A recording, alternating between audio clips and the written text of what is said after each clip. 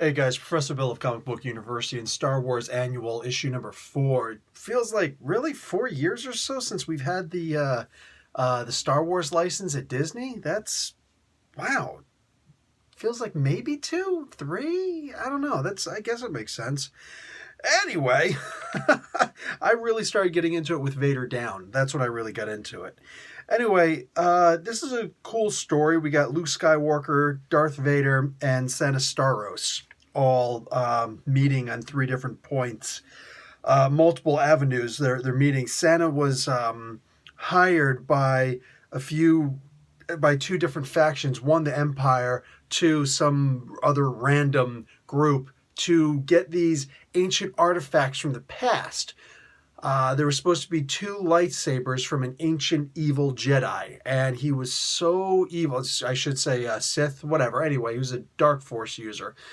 He was so evil that his crystals actually, when they're ignited, fill the user with rage, pretty much uncontrollable rage.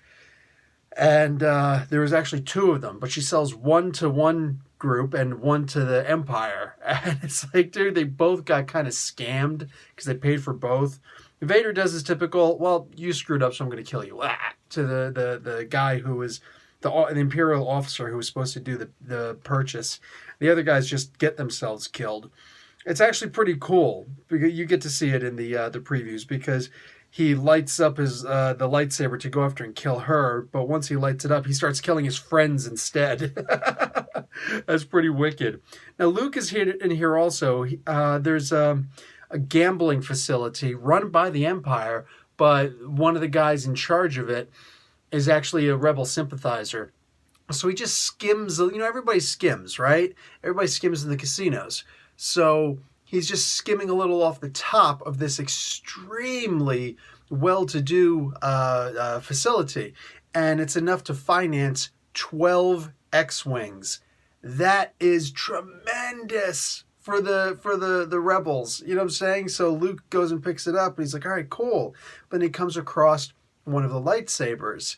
And Vader's got the other one, and they're coming very dangerously close with each other. See, that's one of the things about this. Now, mind you, this was also supposed to all take place before issue number 8 of Star Wars, which I'm not a huge fan of when they do that, but it's cool. Every so often you're going to come across a story that you want to tell that hasn't been told before, but it lies within a certain time frame. And that's one of the big things, especially if you're into the extended universe of Star Wars, the EU, is that they're always like, okay, I want to tell a story based on this timeline. I want to base this story based in this timeline. No, back in this time frame, I want this story.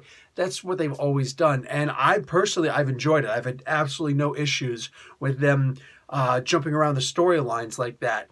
Star Wars is very uniform in that regard, so that you have the Battle of Yavin, where the first Death Star was destroyed, is 0. You know what I'm saying?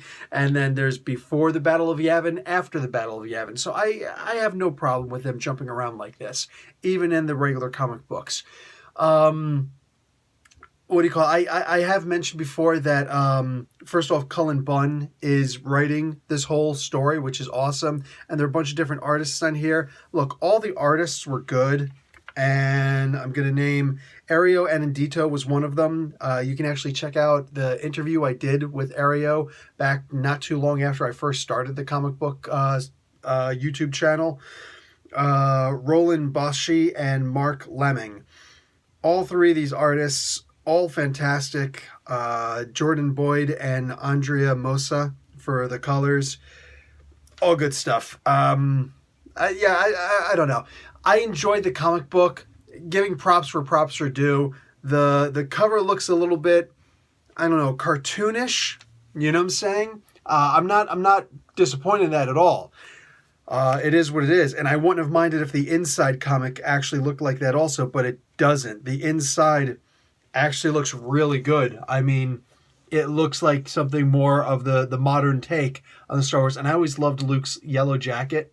I always loved him in that uniform more than anything else, even more than his all black in Return of the Jedi. But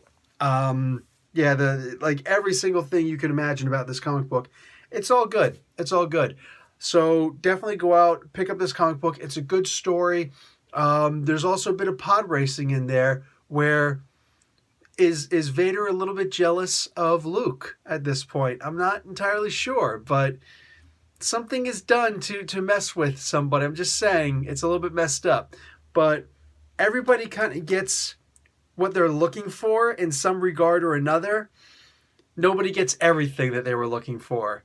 So it was an interesting story. I like the play on it. I don't really know where else to go with it. I'm trying to express how much I actually enjoyed it and give you guys something without actually giving you everything. So I would highly recommend going out and grabbing this. And that being said, I'm going to bring this video to a close. Professor Bill, Comic Book University. Class dismissed.